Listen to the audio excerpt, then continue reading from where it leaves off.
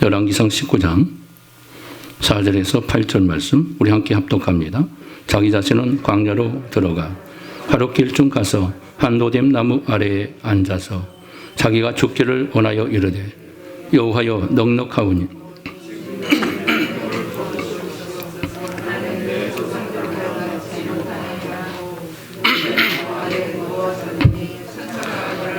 어루만지며 그에게 이르되 일어나서 먹으라 하는지라. 먼저 머리맡에 숯불에 구운 떡과 한 병 물이 있더라. 이에 먹고 마시고 다시 누웠더니 여호와의 천사가 또다시 와서 어루만지며 이르되 일어나 먹으라. 내가 갈 길을 다 가지 못할까 하노라 하는지라. 이에 일어나 먹고 마시며 그 음식물에 힘을 의지하여 40주 40야를 가서 하나님의 산 호렙에 이르니라. 아멘. 할렐루야. 오늘 말씀 한번 제목 한번 같이 외쳐보도록 합니다. 절망에서 일어나라. 어디에서 일어나라? 네, 절망의 자리에서 우리 모두 일어날 수 있었으면 좋겠습니다. 네, 지금 코로나19로 인하여서 많은 고통이 수많은 사람들에게 임하고 있습니다. 전 세계가 이 코로나19에 큰 폭격을 맞아서 너무나 많은 고통을 당하고 있습니다. 이 절망 중에 우리의 마음이 다시 이르렀고 새 힘을 얻는 축복의 자리가 되시기를 바랍니다. 그래서 경제가 어려우니까 많은 사람들이 낙심에 빠지기 시작합니다. 심한 사람은 우울증에 걸려서 여러 가지 많은 고통을 호소하는 사람도 있습니다. 마음이 우울해지고 잠을 이루지 못하고 일에 집중하지 못하고 마음의 동요가 심하면서 잘 맡기지 못하는 것이 바로 우울증의 증후들이라고 말할 수 있을 겁니다. 한 통계에 의하면 현대인의 3분의 2수가 다가오는 우울증으로 고통을 받고 있다 이렇게 말하고 있습니다. 우울증에 빠질 때 사람들은 생각합니다. 나는 가치가 없다. 나는 희망이 없다. 이렇게 생각을 합니다. 절망하게 되죠. 낭망에 빠져버립니다. 그러나 이 모든 것은 거짓이라는 사실을 여러분 깨달으시기 바랍니다. 그런 거짓을 여러분들 앞에 속지 않기를 주님의 이름으로 축복합니다.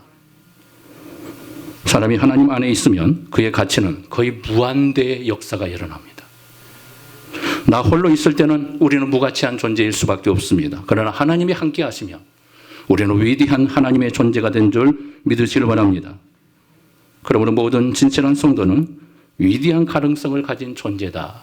따라서입니다. 나는 위대한 존재입니다.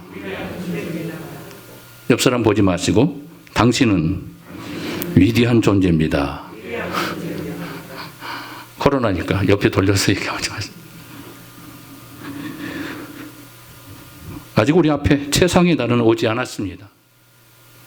이제까지 우리가 경험했던 최고의 성공의 날보다 더 좋은 날이 우리 앞에 준비되고 있다는 사실을 여러분 믿으시기를 바랍니다. 하나님은 주인공만 쓰시지 않습니다. 우리도 얼마든지 쓰임받을 수 있다는 사실 여러분 믿으시기를 바랍니다. 물론 우리 혼자는 할 수 없습니다. 하나님이 도와주셔야 합니다. 우리 하나님이 나를 도와주신다면 우리는 진정으로 이 코로나19의 위기 속에서 일어나게 될 줄 믿습니다.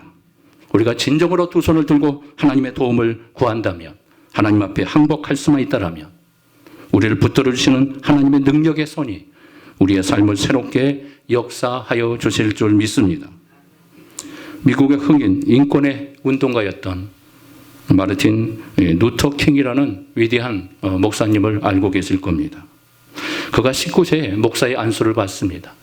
그리고 26세에 박사학위를 받는 너무나 뛰어난 인재였습니다. 그런 교회를 섬기면서 철저히 비폭력적인 투쟁으로 흑인의 인권 운동을 하기 시작합니다. 그리고 그는 꿈을 꾸기 시작합니다. 절대 우리는 포기할 수 없다. 하나님 우리의 꿈을 반드시 이루어 주실 것이다.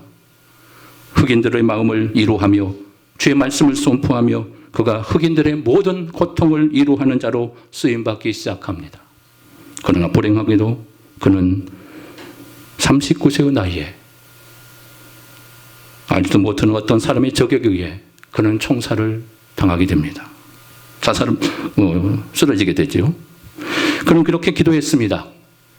힘들 때 어려울 때마다 주님 제 손을 붙잡아 주소서. 하나님의 손을 능력의 손으로 나를 붙잡아 준다면 내가 모든 이겨를 이겨낼 수가 있을 줄 믿습니다. 그는 어려울 때마다 하나님 앞에 기도했다고 합니다. 그리고 그 힘과 능력으로 흑인 인권 운동에 대한 극심한 많은 대항에도 불구하고 저항에도 불구하고 그는 꿋꿋하게 이겨낼 수 있었다는 겁니다. 그리고 그는 죽었지만 미국의 위대한 역사를 만들어낸 겁니다. 흑인을 해방하는 흑인 해방 운동이 그가 죽은 이후에 하나님의 기부 도우시는 축복을 통하여 인권이 유린되었던 흑인들이 그때 해방의 운동이 일어나기 시작했던 겁니다. 그리고 그의 탄생일이 미국의 공휴일이 될 정도로 국경일이 될 정도로 마르틴 루터 킹 목사는 위대한 업적을 자랑하고 있었던 겁니다. 우리가 꿈의 비전을 가지고 나아갈 때 아무리 많은 기도와 준비를 해도 시험과 환난은 끊임없이 우리에게 찾아올 겁니다. 때로는 비전이 이루어지지 않는 기간이 길기도 할 겁니다. 그러나 낙심하지 마십시오. 절망하지 마십시오. 그때 두 손을 꿇고 하나님을 향하여 기도할 수 있기를 주님의 이름으로 축복합니다. 하나님 나의 손을 붙잡아 주시옵소서. 따라서 합니다. 주님 나의 손을 붙잡아 주시옵소서. 능력의 손이 여러분들의 손을 붙잡아 주실 줄 믿습니다. 우리 하나님께서 위대한 권능으로 여러분들을 붙잡아 주실 줄 믿습니다. 그러면 주님이 반드시 우리의 두 손을 붙잡아 주실 것입니다. 그 붙잡아 주실 힘과 능력으로 여러분들의 위기와 어려운 모든 문제를 여러분 시험과 환난을 축복과 성숙으로 남겨지는 그리고 모든 고통을 물러가는 축복의 역사가 임하게 될 줄 믿습니다. 오늘 본문에 보면 우리가 너무나 잘 알고 있는 말씀이죠. 구약의 가장 위대한 선지자 엘리야가 등장합니다. 하나님의 위대한 선지자로 선지자의 대표로 강력한 하나님의 기적을 만들었던 사람. 그렇게 훌륭했던 위대한 선지자가 한순간 무너져 버립니다. 절망에 빠집니다. 낭망해 버립니다. 그 순간 그는 초라한 인생이 돼버립니다. 어떻게 저런 사람이 위대한 하나님의 역사를 이룩 했을까? 하나님의 기적을 만들어낼 수 있는 사람이 되었을까? 한순간 무너지니까 바람이 나는 갈대처럼 흔들거리며 그의 믿음은 걷잡을 수 없게 무너져 버렸던 겁니다. 승리 후에 그의 낙심의 삶이 시작됩니다. 위대한 승리를 거두고 난 이후에 그에게 실패의 승리가 대신에 절망의 자리에 빠지기 시작합니다. 이 장면을 보면 우울증은 실패 때만 찾아오는 것이 아니라는 겁니다. 어떤 선수는 금메달을 딴 이후에 우울증에 빠지게 됩니다. 어떤 학생은 졸업장을 받고 나서 우울증이 시작됩니다. 어떤 산모는 출산 이후에 우울증이 시작됩니다. 때로는 말 한마디에 상처를 받아서 그 순간 우울증이 시작됩니다. 엘리야도 이세벨의 여왕이 죽이겠다는 한마디 말 앞에 무너져 버립니다. 절망해 버립니다. 우울해지기 시작합니다. 그런 낙심한 상태에서 거의 2달이 보내다가 호렙산 굴에서 엘리야는 하나님의 세미한 음성을 듣게 되고 거기서 다시 이후에 19장 후반부에 가서 그가 새롭게 다시 사명을 받는 하나님의 축복된 자로 쓰임받게 됩니다. 일어나게 됩니다. 회복되게 됩니다. 여러분들도 다시 회복되는 역사가 일어나기를 주님의 이름으로 축복합니다. 어떻게 엘리야는 낙심과 절망에서 그러면 극복할 수 있었을까? 오늘 말씀을 통해 그 극복의 비결을 그 몇 가지 요소를 살펴보도록 합니다. 첫 번째, 먼저 자신을 인정하라는 겁니다. 자, 인정하다는 것은 내 자신이 부족하다는 것을 인정하는 거예요. 따라서 합니다. 나는 연약합니다. 그게 절망에 빠져서 연약하다, 낭망하고 나는 아무것도 할 수 없습니다 하면서 비관하면서 그런 자세로 임하는 것은 잘못된 거지만 겸손한 자세로 나는 연약합니다. 그래서 하나님의 도움이 절실히 필요합니다. 하나님의 도움이 아니고는 저는 살아갈 수가 없습니다. 이 고백은 위대한 고백인 겁니다. 자신을 아는 것, 자신의 부족함을 깨닫고 주님의 도움을 간절히 요청하는 것, 이것은 위대한 믿음의 사람의 고백인 줄 믿으시기를 바랍니다. 이런 고백을 여러분 할 수 있어야 합니다. 이것을 인정할 수 있어야 한다는 겁니다. 본문의 2절에 보면 엘리야는 자기를 죽이겠다는 이세벨의 말을 듣고 믿음을 잃고 두려움에 빠지기 시작합니다. 야고보서 5장 17절의 말씀을 보면 엘리야는 어떤 사람이라고 기록하고 있습니까? 우리와 동일한 성정을 갖고 있는 사람이다. 성정이 같은 사람, 같은 마음을 갖고 있다는 거예요. 우리가 똑같은 육신에 입고 있는 동일한 사람이라는 겁니다. 그도 육신적인 사람이고 우리와 같은 사람이었습니다. 그래서 낭망에 빠질 수 있었던 겁니다. 위대한 선지자였지만 그도 나락에 떨어질 수 있는 위기의 순간에 놓여져 있었던 겁니다. 영적 침체 과정이 그에게도 필요했다는 겁니다. 이 세상에 자신의 인생을 자신할 수 있는 사람은 한 사람도 없습니다. 어제의 성공자가 오늘의 실패자가 될 수 있고 반대로 어제의 실패자가 있었지만 오늘은 그 실패를 딛고 성공할 수 있다는 사실을 여러분 믿으시길 바랍니다. 장담할 수 없는 거예요. 스타가 되어도 한순간 나락으로 떨어져요. 그래서 그들은 두루두루합니다. 그래서 우리보다 더 그들은 우울증에 사로잡혀 있습니다. 언젠가 나의 이 엄청난 스타의 이 모든 갈채와 존경심이 한순간 사라질지 몰라서 그들은 밤잠을 설치고 있습니다. 스타가 좋은 게 아니에요. 노스타가 좋아요. 할렐루야. 우리 요즘 청소년들이 얼마나 스타를 기대하고 스타처럼 자기도 한번 성공해 보겠다고 열망하고 있습니까? TV에 한번 출연하려고. 스타가 뭐 다 좋은 건 아니에요. 항상 감사하며 봉사했던 사람이 온방의 하신이 되는 경우도 있고 정말 가능성이 없어 보이던 사람이 위대한 성자가 될 수 있는 들어서는 그런 사람도 있다는 사실을 우리는 기억하셔야 합니다. 한 사람이 어떻게 변화되는지 아무도 모르는 겁니다. 내가 어떻게 하나님의 위대한 사람이 될지 누구도 모르는 거예요. 믿으십니까? 그래서 다 하나님의 놀라운 축복된 자로 기대를 걸고 살 수밖에 없는 겁니다. 하나님이 나를 붙잡으시면 나도 할 수 있는 거예요. 우리도 회복될 수 있어요. 우리도 성공할 수 있고 우리도 하나님의 축복의 능력의 사람으로 쓰임받을 수 있다는 사실을 믿으시기를 바랍니다. 그래서 항상 하나님을 의지하고 사는 겁니다. 내 힘으로 못하기에 하나님 도움을 구하는 거예요. 오늘도 하나님 의지하게 나온 여러분들에게 이런 축복이 있기를 바랍니다. 만사는 내 뜻대로 되지 않습니다. 하나님의 뜻대로 모든 것이 되어집니다. 하나님만이 모든 것을 바꿔낼 수가 있습니다. 만사가 내 뜻대로 이루어지지 않는다는 것. 그래서 하나님을 의지하는 겁니다. 그 사실을 깨닫게 하려고 하나님께서는 가끔 우리에게 시련이라는 도구를 통해서 우리를 훈련하십니다. 고통을 주실 때가 있습니다. 하나님 나에게 왜 고통을 주십니까? 왜 나에게 이런 아픔을 주십니까? 이런 아픔을 통해서 우리를 성숙하게 하시는 겁니다. 하나님의 위대한 능력을 경험하게 하시는 겁니다. 하나님을 의지함으로 믿음으로 승리하는 비결을 배우게 하시는 겁니다. 여러분 낭망하지 마시기 바랍니다. 절망의 자리에서 일어날 수 있기를 주님의 이름으로 축복합니다. 하나님은 언제나 역경을 통해서 너 혼자만으로는 안 된다는 사실을 깨닫게 하십니다. 그렇구나. 나는 연약하구나. 하나님의 도움이 없이는 살 수 없구나. 그래서 하나님의 도움을 배우는 하나님의 기회로 우리에게 주셨구나. 이 고통을 통해 하나님의 뜻을 깨달아야 되겠구나. 하나님의 뜻이 무엇인가를 통해 하나님을 바라보는 믿음으로 일어나야 되겠구나. 이런 믿음이 되시기를 바랍니다. 모든 일이 우리 하나님의 도우심으로 회복될 줄 믿습니다. 역경이 전화의 이복이 되어 놀라운 역전의 맹수이신 하나님의 축복으로 변화될 줄 믿으시길 바랍니다. 그처럼 자신의 부족함을 인정하고 하나님 앞에 설 때 우리의 낭망이 변하여 절망이 변하여 회복의 축복으로 임하게 될 줄 믿습니다. 두 번째는 믿음으로 하나님만 바라봐야 합니다. 따라서 합니다. 하나님만 바라봅시다. 막연히 하나님만 바라보고 하늘을 바라보면 하나님 바라보는 건가? 그게 아니죠. 믿음으로 하나님을 바라보는 겁니다.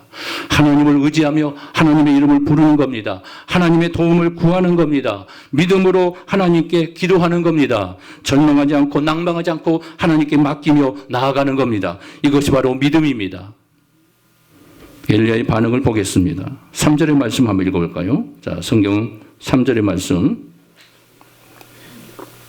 같이 읽어봅니다. 시작. 그가 이 형편을 보고 일어나 자기의 생명을 위해 도망하여 유다에 속한 브엘세바에 이르러 자기의 사한을 그곳에 머물게 하고, 자, 바알 선지자 450명과 싸워 승리하게 하신 하나님께서 이세벨로부터 그를 보호해 주지 않겠는가?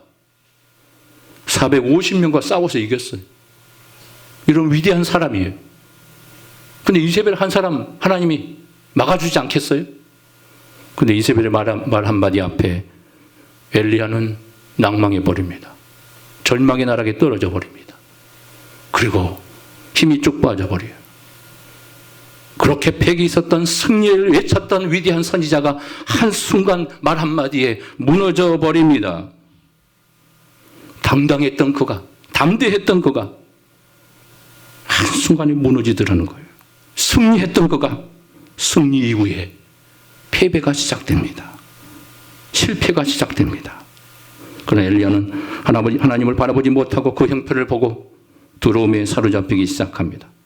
그 누구보다 그는 이세벨의 잔혹한 여인을 알고 있었습니다.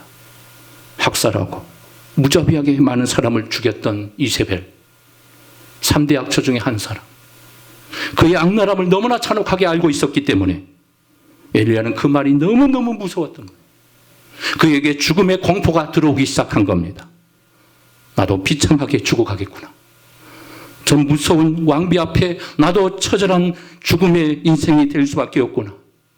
나는 여기서 끝나는구나. 나는 여기서 실패하는구나. 엘리야는 이세벨의 말 한마디에 무너져 버립니다. 절망해 버립니다.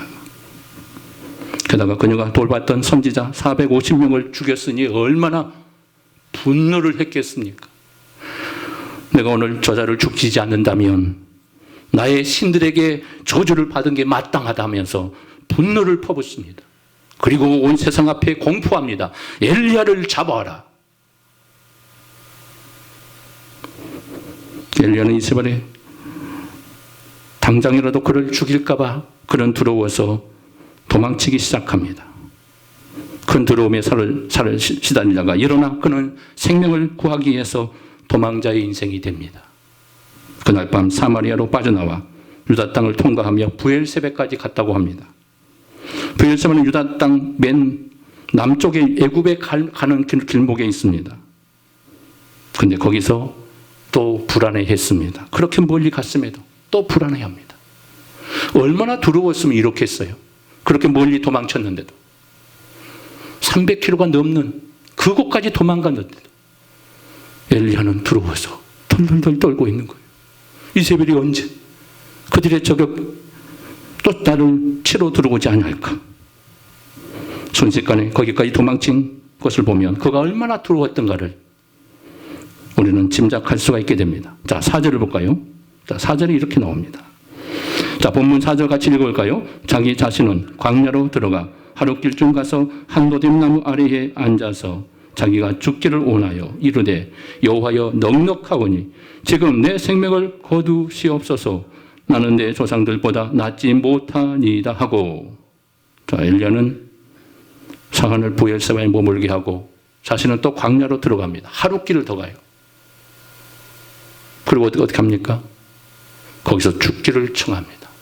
하나님, 나 사명은 다 끝난 것 같습니다. 우리 조상들보다 너무나 나의 초라한 모습을 볼 때 나는 견딜 수가 없어서 죽기보다 살기보다 죽는 것이 나을 것 같습니다. 여기서 저를 죽여주십시오. 내 생명을 빨리 거두어 주십시오. 죽음을 청합니다.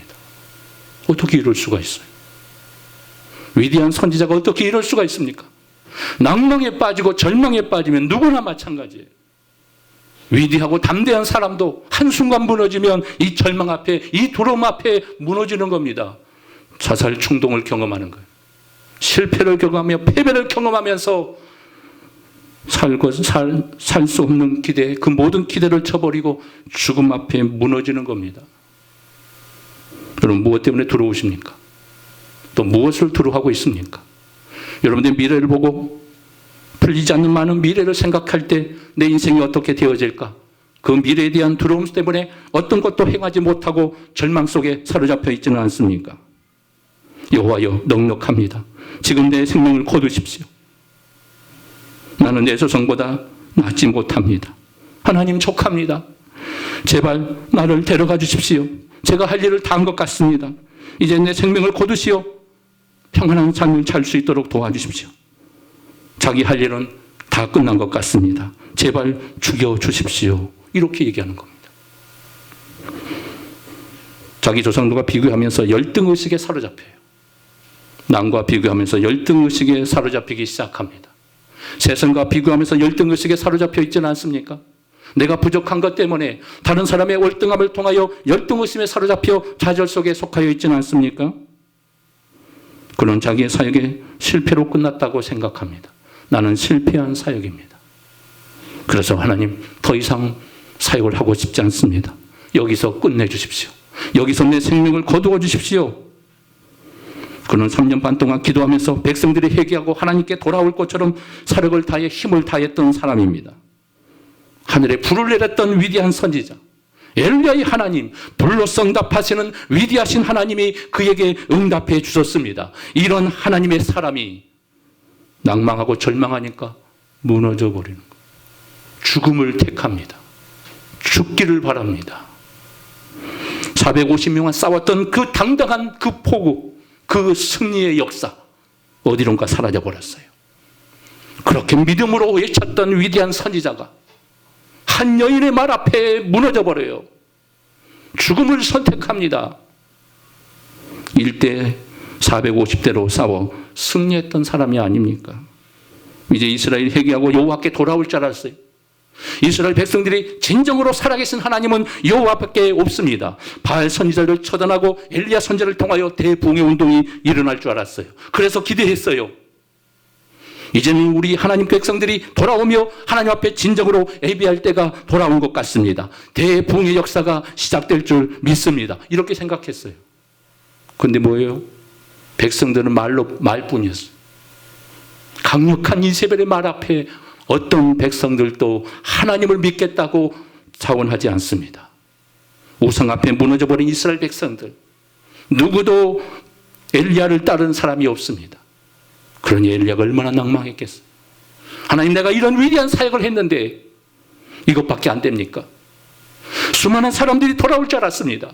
백성들이 회개하고 주님 앞에 돌아올 줄 알았습니다. 그리고 함께 하나님의 위대한 사역을, 하나님의 위대한 나라를 건설할 줄 알았습니다. 그런데 누구도 나를 도와준 자가 없습니다. 그래서 죽음을 선택하는 겁니다.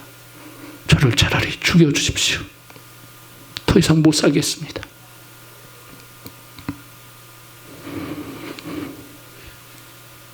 엘리야는 더 이상 소망을 보지 못합니다. 자기의 사역이 끝났다고 생각합니다.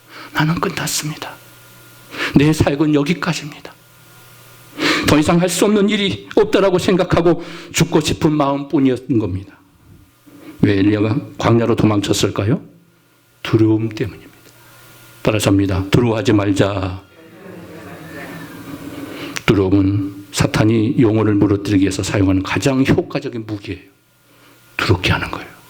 사탄의 무기입니다. 두려움이 무엇이라고요? 사탄의 무기입니다. 두려움에 질리는 순간 하나님이 안 보여요. 두려움이 들어오는 순간 우리는 거기서 흔들리게 되는 거예요. 우리가 할 수 있는 게 아무것도 없다고 생각하는 겁니다. 베드로전서 5장 8절과 9절에 이런 말씀이 있습니다. 근신하라, 깨어라, 너희 대적마귀가 우는 사자같이 두루다니며 삼킬 자를 찾나니 너는 믿음을 굳게 하여 저를 대적하라. 할렐루야. 마귀는 우는 사자같이 두루다니며 삼킬 자를 찾고 있답니다. 그런데 동물학자들에 의하면 우는 사자란 젊은 사자가 아니라 사자 이빨이 다 빠진 늙은 사자랍니다. 그래서 으르릉 거린답니다. 왜요? 물수도 없으니까, 힘이 쭉 빠져 있으니까 소리로 이어파는 거예요. 내가 이런 사자다 하고 소리로 말하는 거예요. 이빨 빠진 걸 모르기 때문에. 힘이 없으니까 우는 소리로 이어파는 겁니다. 이것이 누구의 모습이에요?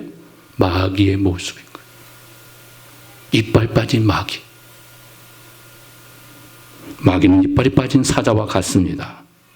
그러므로 성도는 마귀를 두려워할 필요가 없습니다. 믿습니까? 하나님 마귀보다 훨씬 크십니다. 우리의 문제보다도 훨씬 크신 분이십니다. 그러므로 두려움을 이기는 믿음을 훈련하시기를 주님 이름으로 축복합니다. 하나님은 두려워하는 자를 사용하지 않습니다. 두려워하는 자를 사용하지 않아요. 왜 그럴까요? 두려움을 갖는 순간 내 안에서 믿음의 역사가 사라져버려요. 믿음의 능력이 안 나타나는 거예요. 믿을 수가 없습니다. 하나님을 바라볼 수가 없게 돼요. 두려우는 순간 환경을 보게 되고 내 처지를 보게 되고 나의 부족함과 나약함을 보게 되고 한탄할 뿐입니다. 하나님의 위대한 믿음을 바라보지 못합니다. 하나님을 믿을 수 없는 거예요. 그래서 두려워하는 자를 하나님이 사용하지 않아요. 그래서 누가 우리를 두렵게 해요? 하나님이 두렵게 합니까? 마귀가 두렵게 하는 거예요. 하나님 쓰임받지 못하게 하기 위해서 누가 두렵게 한다고요? 나를? 마귀가 우리를 두렵게 하는 겁니다. 속지 않기를 바랍니다. 두려워하는 순간 절망에 빠집니다. 낙심에 빠져버립니다. 하나님을 바라볼 수 없게 만들어버립니다. 그래서 하나님은 큰 일을 앞두고 항상 무엇을 말씀해요? 두려워하지 말라. 담대하라. 이 말씀을 주시는 거예요. 여호수아에게 하나님께서 큰 일을 앞두고 이제 가나안 정복을 앞두고 여리고성을 앞두고 우리 하나님께서 승리의 역사를 이룩하기 위해서 여호수아를 쓰십니다. 그리고 전쟁을 준비하게 하시면서 그에게 말씀하십니다. 너는 마음을 강하게 하라. 담대히 하라. 두려워하지 말라. 왜요? 위대한 용사로 쓰임받아야 하는데 하나님의 역사를 통하여 앞장서서 이스라엘 백성들을 진두지휘해야 하는데 영적인 하나님의 군대로 그가 싸워야 하는데 두려움에 빠지면 누가 싸우겠어요? 이스라엘 백성들 다 무너지는 겁니다. 그래서 앞장서는 자에게 먼저 하나님이 말씀합니다. 두려워하지 말라. 할렐루야. 여러분 안에 두려움이 있다면 두려움을 몰아내시기를 바랍니다. 나를 두렵게 하는 모든 두려움들은 떠나갈지어다. 나를 방해하는 두려움만 내 안에서 당장 물러갈지어다. 나를 절망케 하는 두려움 모두는 나를 떠나가게 하여 주시옵소서. 물리쳐야 돼요. 한번 해볼까요? 나를 두렵게 하는 두려움의 모든 역사는 떠나갈지어다. 선포하는 거예요. 두려움을 떠나는, 내 심령의 두려움을 떠나는, 자신이 없어 하는 것 자신 있게 해주시고 담대하게 해주시고 담대하게 일어나게 하시고 부딪히게 하시고 절망하지 않게 하시고 돌파하는 믿음을 주시옵소서. 두려워하지 않고 뛰게 하여 주시옵소서. 일어나 걸어가게 하여 주시옵소서. 이제 어떤 일을 만나도 두려워하지 마십시오. 마귀의 문제는 우리가 어떻게 할 수 없습니다. 하나님을 크게 볼 수 있기를 바랍니다. 우리 하나님의 사랑이 더 크다는 사실을 바라볼 수 있기 바랍니다. 우리가 실패하면 사람은 대개 다 떠나갑니다. 그러나 우리 주님은 내가 실패할 때 찾아와요. 내가 나약할 때 찾아와요. 내가 힘들어할 때 우리 주님은 그때서 찾아오십니다. 내가 절망 가운데 낭망에 빠져 주님의 도움을 호소할 때 그때 주님은 비로소 찾아옵니다. 두려워하지 말라. 우리 주님 여러분 곁에 찾아오세요. 낭망하지 말라고 말씀을 주십니다. 그러므로 어떤 어려움을 당해도 여러분 두려워하지 마시고 하나님의 사랑이 확신하고 믿음으로 나아갈 수 있기를 바랍니다. 세 번째는 사람은 안식이 필요합니다. 자, 하나님 그를 어떻게 다시 일으키십니까? 5절에 보시게 되면 엘리야가 낙심했을 때 첫 번째 처방으로 하나님이 제시하신 것인데, 야 엘리야야, 네가 낭망에 빠지면 되겠느냐? 다 무너지더라도 너만은 무너지면 안 되지 않겠느냐? 우리 하나님께서 그렇게 책망하지 않습니다. 엘리야야, 당장 사명자로 일어나라. 이세벨 앞에 가서 당당히 외쳐라. 하나님 그렇게 하지 않습니다. 다시 시작해라. 그렇게 권면하지 않습니다. 하나님은 절망과 낭망에 빠진 엘리야를 책망도 하지 않습니다. 뭐라고 하십니까? 자, 5절 봅시다. 하나님 뭐라고 그를 처방하시는가? 하나님께서 그에게 어떻게 다가오시는가? 우리 자상하신 하나님 그에게 찾아와서 말씀합니다. 볼까요? 5절 시작. 노된나무 아래에 누워 자더니 천사가 그를 어루만지며 그에게 이르되 일어나서 먹으라 하는지라.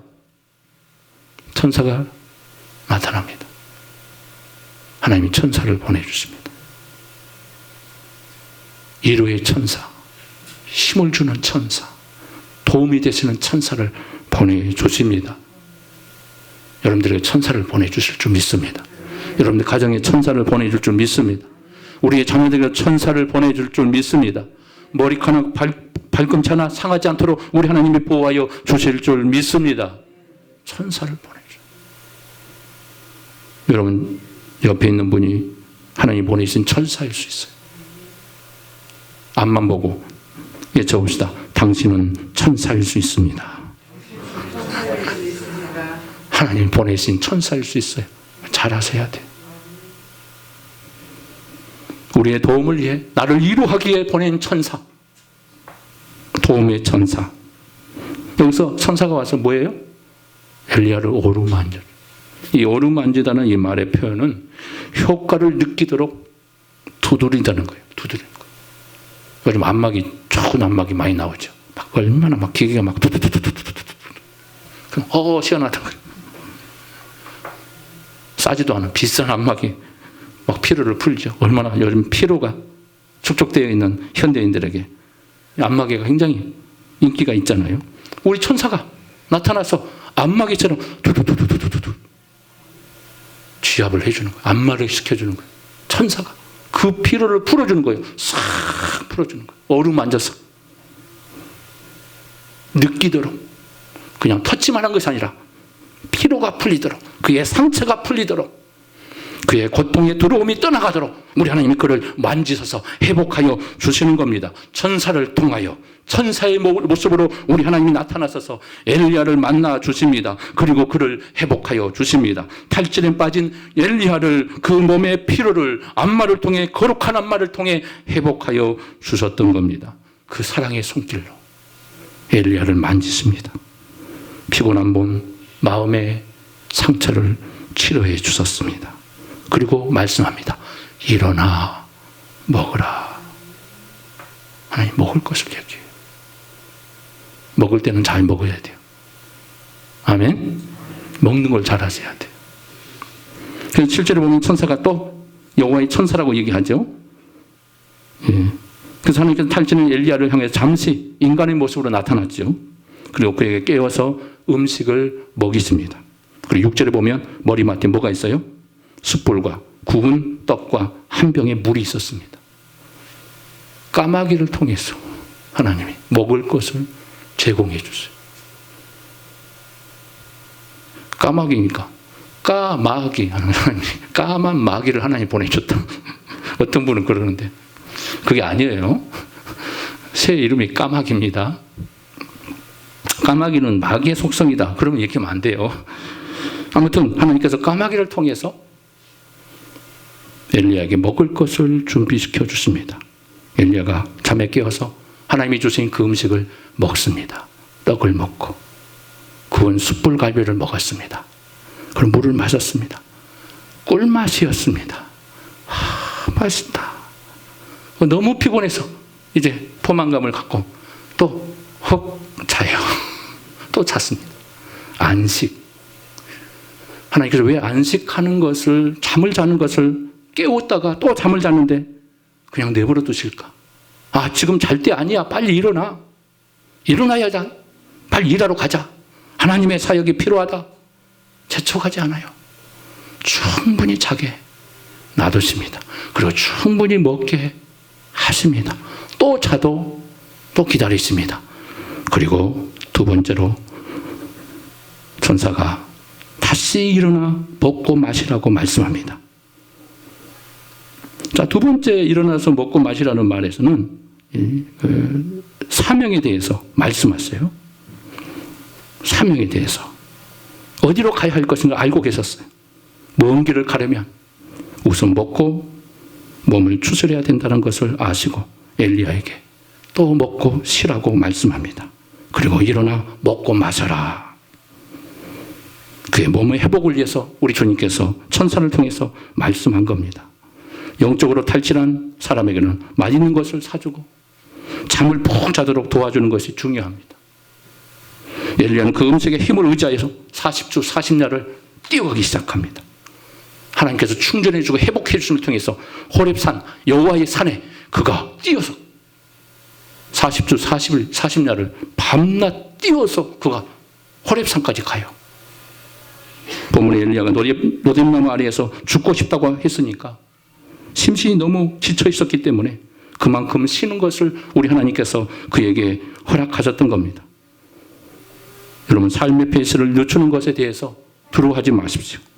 여행 가는 거, 쉬는 거, 잠자는 것도 시간 낭비라고 생각하지 마십시오. 우리가 영적으로 탈진했을 때, 침체되었을 때 푹 쉬는 게 중요합니다. 안식이 필요한 거. 시편 127편 2절에 보면 여호와께서는 사랑하는 자에게 뭘 주신다? 잠을 주신다 말씀이에요. 잠은 하나님의 사랑의 증표입니다. 안식은 재충전과 내일의 창조 일을 위해서 꼭 필요한 겁니다. 자, 네 번째 마지막으로 사람을 격려가 필요하다는 겁니다. 뭐가 필요해요? 사람에게는 격려가 필요합니다.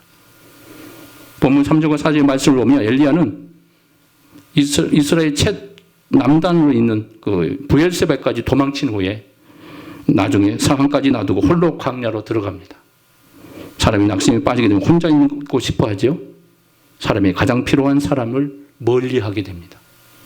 사람이 사람을 만나는 것을 싫으면 지금 크게 낙심했다는 뜻입니다. 그때 누군가 옆에 있어서 격려해 주어야 합니다. 내버려 두면 안 됩니다. 그러면 그 격려가 얼마나 큰 힘이 되겠는가. 살다 보면 지치고 힘들고 실패할 때가 많습니다. 그때 가장 필요한 것은 누군가의 위로와 격려가 필요한 거예요. 그런데 때로는 의외로 참된 위로자가 거의 없어요. 우리를 위로해 준 사람이 없어요. 그런 현실에 사람들이 더 낙담에 빠지게 됩니다. 사람들은 되게 성공하게 잘 되게 되면 찾아와서 친구가 되어지고 싶어 합니다. 은행에서도 대출을 해주겠다고 마음껏 빌려가라고 합니다. 그러나 실패하면 아무도 찾아오지 않아요. 아무도 위로해 주지 않습니다. 아무도 힘이 되어주지 않습니다. 있을 때 사람들이 찾아오는 거지. 실패하면 누구도 위로해 주지 않아요.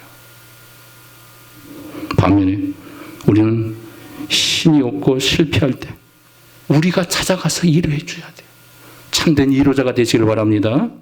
엘리야가 좌절과 실망 속에 있을 때 위로가 필요했던 거예요. 그래서 하나님께서 어루만지시며 그를 위로해 주시는 겁니다. 샘을 주시는 겁니다.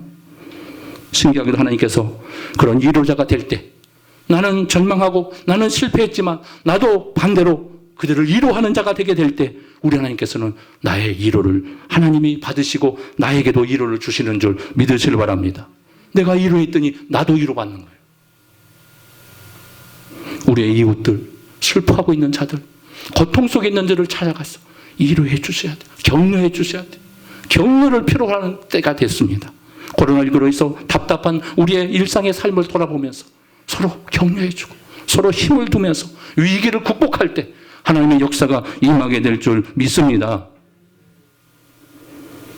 왜냐하면 하나님의 위로가 있기 때문에.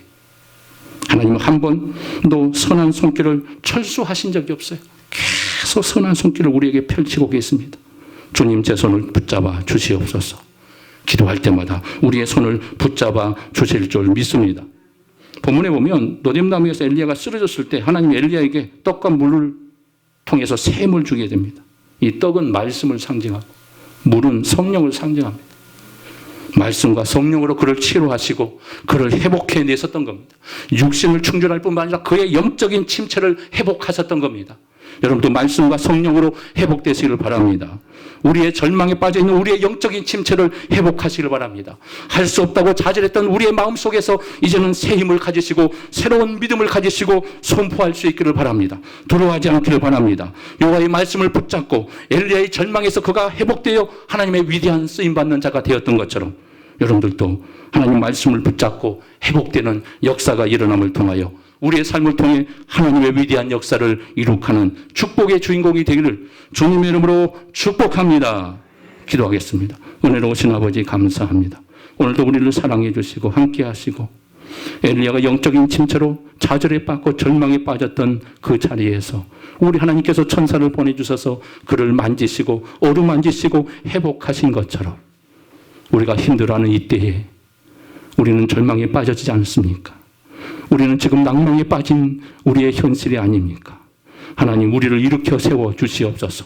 천사를 보내어서 주의 말씀과 성령으로 우리를 위로하시고 새 힘을 더하여 주시고 이 영적 침체에서 일어나게 하시고 절망의 자리에서 일어나게 하여 주시옵소서. 믿음의 사람으로 쓰임받게 하시고 우리도 회복될 수 있고 우리도 쓰임받을 수 있다는 비전을 가지고 하나님의 사람으로 일어나게 하여 주시옵소서. 두려움은 물러갈지어다. 절망은 물러갈지어다. 나사렛 예수로 명령하느니 절망의 자리에서 이제는 일어날지어다. 하나님의 사람으로 일어날지어다. 축복의 사람으로 일어날지어다. 예수님으로 간절히 축복하며 기도합니다. 아멘.